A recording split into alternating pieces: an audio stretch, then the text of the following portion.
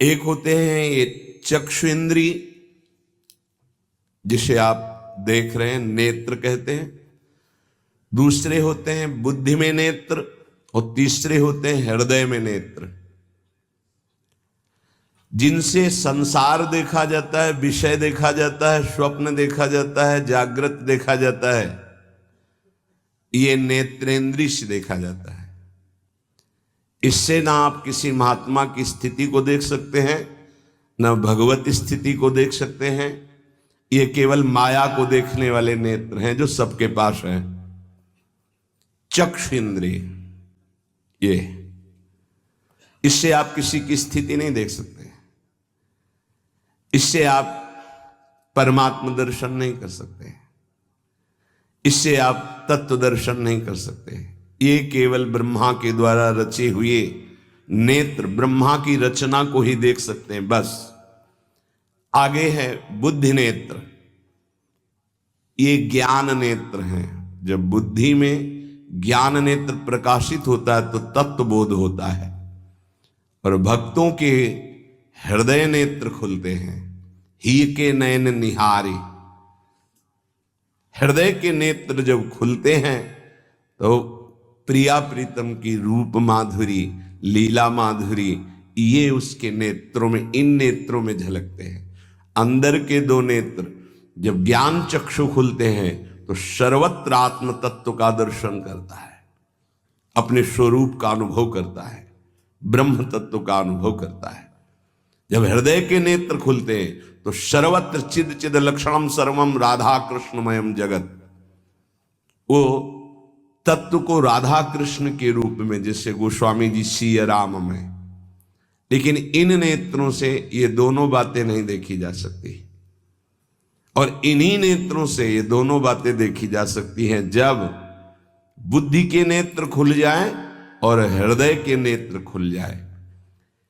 उपासक हृदय के नेत्र खोलने का प्रयास, वो पहले आहार शुद्धि करे, बहुत भोजन शुद्ध। बड़ी कृपा है, आकाशवृत्ति से जीवन चलता है, श्री जी को भोग लग करके मिलता है, परम पवित्र है।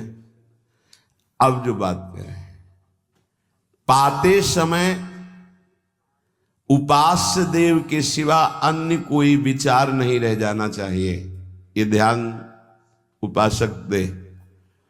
इसीलिए नाम कीर्तन चला दिया जाता है, चलता है नाम कीर्तन, नाम कीर्तन चला दिया जाता है कि आपका मन किसी विषय का चिंतन न करने पावे, नाम कानों में पड़े और चिंतन नाम का हो।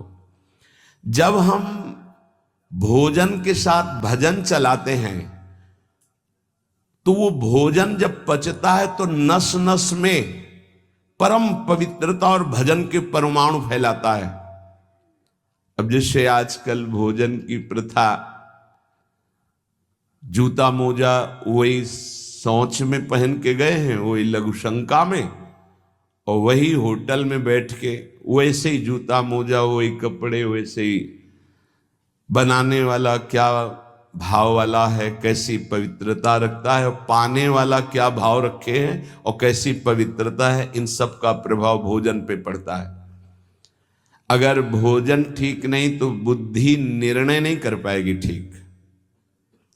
हृदय के नेत्र खुलने के बाद तो बहुत दूर रही, इन नेत्रों से भी सही नहीं दिखाई देता, गंदा ही दिखाई देने लगता है। इन नेत्रों में गंदगी बढ़ जाती है। जिसकी तरफ देखो तो वासना की दृष्टि से देखो, दोष दृष्टि से देखो, राग द्वेष की दृष्टि से देखो, ब्रह्म दृष्टि, भगवत दृष्टि उसकी नहीं आ सकती। ये बहुत जरूरी है। अरे कहीं भागा थोड़ी जा रहा है भोजन, धैर्य पूर्वक चिंतन करते हुए, नाम चल रहा है तो उसी नाम का चिंतन करते हुए। अब जैसे अपने लोग पूर्वाभ्यास तो पद चला लिया, बड़ी सुविधा रहती है। पद, कोई बड़ा पद ले लिया और मानसिक पद गुनगुना भी रहे हैं, चिंतन भी कर रहे, प्रसाद भी पा रहे। कोई पद उठा ले, बड़ा पद, देखत नौ निकुंज सुन सजनी लागत, प्रथम यथामति प्रणव बिहरत दो प्रीतम कुंज। अब जब तक पद पूरा नहीं होगा तो भागेगा नहीं, और भागेगा तो पद नहीं पूरा होगा, पकड़ हो जाएगी। अब पद चल रहा है, प्रसाद पा रहे हैं, तो कभी कभी प्रसाद पाते पाते आंसू चल रहे हैं, प्रसाद पा रहे हैं, पद चल रहा है। अब वो भोजन क्या करेगा? प्रसाद नस नस में जाकर भागवतिक भाव संचरित करेगा। अब आप प्रसाद पा रहे हैं, किसी द्वेषी का चिंतन कर रहे हैं, गुस्सा आ रही, अब नस नस को वो क्रोध से युक्त करने वाली वृत्ति पैदा करेगा। आप प्रसाद पा रहे हैं, कोई काम चिंतन कर रहे हैं, वही प्रभाव आपके अंदर पड़ेगा। हमारी पद्धति रही है प्रसाद पाने की, चाहे जितना पवित्र हो, पर भोजन पाने के पहले हाथ पैर धोए गए, कुल्ला किया गया, पवित्र हो करके फिर वहां बैठ करके, पद्धति थी, आसन पीढ़ा चटाई बिछा दी गई, पवित्रता पूर्वक बैठे, भोग सामने आया, भगवद अर्पित प्रसाद है तो जय जयकार और कीर्तन करके पा रहे हैं। अगर वो ऐसी जगह से मिला है, भगवद अर्पित नहीं है, तो अपने सामने 1 मिनट रुक कर भगवद अर्पित करते हैं, फिर जय जयकार इष्ट की, गुरुदेव की, भगवान नामों की गूंज करके फिर पाते। वो प्रसाद हमारे हृदय में पवित्र भाव पैदा करेगा, भजन बढ़ेगा। भजन से ही हृदय के नेत्र खुलते हैं, भजन से हृदय के नेत्र, और हृदय के नेत्रों से ही प्रियालाल का दर्शन होता है, प्रियालाल का लीला चिंतन होता है। जो अपनी नस नस में नाम, पवित्रता, भक्ति, ज्ञान, तो भोजन में बहुत सावधान रहिए। ये 24 घंटे के लिए हमारे विचारों को अपवित्र या पवित्र करेगा भोजन। अगर अशुद्ध भोजन हो गया तो 2-3 दिन तक तो विक्षेप पड़ेगा ही। अगर बहुत ही निषिद्ध भोजन हो गया तो हो सकता है कि भजन भी रुक जाए, विक्षेप क्या रुक जाए, ऐसा ऐसा भोजन होता है। भोजन बहुत संभाल के, भले भूखा रहना पड़े तो अच्छा है 1-2 दिन, पर ऐसा भोजन न होने पावे जो हमारे भजन को छीण करे। प्रायः जब श्री जी की शरणागति दीक्षा दी जाती है यहाँ, तो पहला कि तुम्हें 11 माला गुरु मंत्र के तो करने ही हैं, दूसरा 12 पद चतुरासी जी के पढ़ने ही हैं पक्का, तीसरा तुम्हें उस रसोई से कभी भोजन नहीं पाना है जिसमें मांस बना है, जिसमें मांस रांधा गया है। भले तुमको वहां दाल रोटी खीर और ये सब बना के दे, पर वो सात्विक भोजन नहीं होगा, वो राक्षसी भोजन होगा, क्योंकि वो रसोई अपवित्र है, उसके पात्र पवित्र। ये दीक्षा के समय दिया जाता है। चौथा, जो तुम्हारे उपासना की, इष्ट की, गुरुदेव की, संतों की, भगवत स्वरूपों की निंदा करे, वो चाहे रिश्तेदार, नातेदार, चाहे कोई भी हो, हम उससे संभाषण बैठकर नहीं करेंगे, कान में उंगली डालकर राधा राधा बोलकर चले जाएंगे। ये दीक्षा के समय शिक्षा दी जाती है। यदि आप अपने कुसंग को नहीं त्याग सके, भोजन का सुधार नहीं कर सके, तो भजन में रुचि नहीं होगी। ध्यान रखना, हम जैसा अन्न पाते हैं वैसा मन बनता है, जैसा मन होता है वैसे ही चिंतन होता है। हमें हृदय के नेत्र खोलने हैं तो हमें आहार पवित्र करना है। पवित्र आहार पवित्र चिंतन के साथ हमें पाना है, ऐसे जल्दीबाजी नहीं। जल्दीबाजी है तो हम नहीं पा रहे हैं, जब हमें समय होगा पा लेंगे। कोई प्राण थोड़ी निकल जाएंगे, एक बार न पाएंगे, एक दिन ना पाएंगे, नहीं निकलते।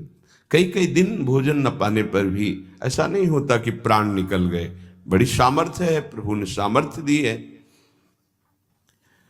उपासक सावधान रहे, कहीं प्रसाद पाते समय कोई ऐसा दृश्य, ऐसी वार्ता न कर बैठे जो भजन में बड़ी हानि पैदा कर दे। जैसे आप मोबाइल रख लिए तो आप ऐसे दृश्य देख रहे हो जो आपका सर्वनाश करने वाले हो, भोजन पा रहे हो, तो आप निश्चित समझ लेना, निश्चित भ्रष्ट हो जाओगे, आगे नहीं बढ़ पाओगे, गिर जाओगे। भोजन के समय यदि आपका मन पद में नहीं लग रहा, भजन में नहीं, तो जैसे यंत्र है आपके पास, तो चतुरासी जी लगा दीजिए, सत्संग लगा दीजिए, आपका चिंतन बनना चाहिए भागवती, कोई गलत चिंतन नहीं। और अगर कोई पास बैठा है तो वार्ता नहीं होनी चाहिए। भोजन के समय वार्ता निषेध है, वो वार्ता का समय नहीं, वो एकाग्रता पूर्वक पूरे 24 घंटे के लिए हम अपने विचार पावन करने के लिए मौन होकर के भगवत चिंतन या भगवत श्रवण करते हुए प्रसाद पावे। आप सब आज से ये नियम ले लें, केवल परोसने वाले की आवाज सुनाई देनी चाहिए। श्री जी का प्रसाद जो आप परोस रहे हैं उसका उच्चारण करते हुए आपको प्रसाद, रोटी प्रसाद चाहिए तो वो पूछ सकते हैं। इसके अलावा पाने वाले की आवाज बस जी दे दीजिए, इससे ज्यादा कोई शब्द नहीं आना चाहिए। देखो, अगर प्रार्थना मानोगे तो आप आगे परमार्थ में बढ़ोगे। जो प्रसाद पाने का समय है वो बहुत 24 घंटे के भजन के लिए बहुत कीमती बात है। अगर उस समय आपका कोई प्रपंच वार्ता, कोई लौकिक वार्ता, राग द्वेष वार्ता, बिल्कुल नहीं, मौन आज से नियम रख लो। दे दीजिए ये शब्द उच्चारण और ले लीजिए प्रसाद ये शब्द, इसके अलावा और कोई शब्द नहीं होना चाहिए। अगर आप हमारी प्रार्थना नहीं मानते हैं तो ये अपराध होगा, आज्ञा का उल्लंघन होगा और वो आपके लिए बहुत ही हानिकारक होगा, जो आपकी बुद्धि को क्षय करेगा। इसलिए प्रार्थना है, आप प्रसाद पाते समय सब मौन का आश्रय, केवल स्वीकृति हाँ दे दीजिए और प्रसाद बांटने का जो उच्चारण है या अमुक प्रसाद ले लीजिए।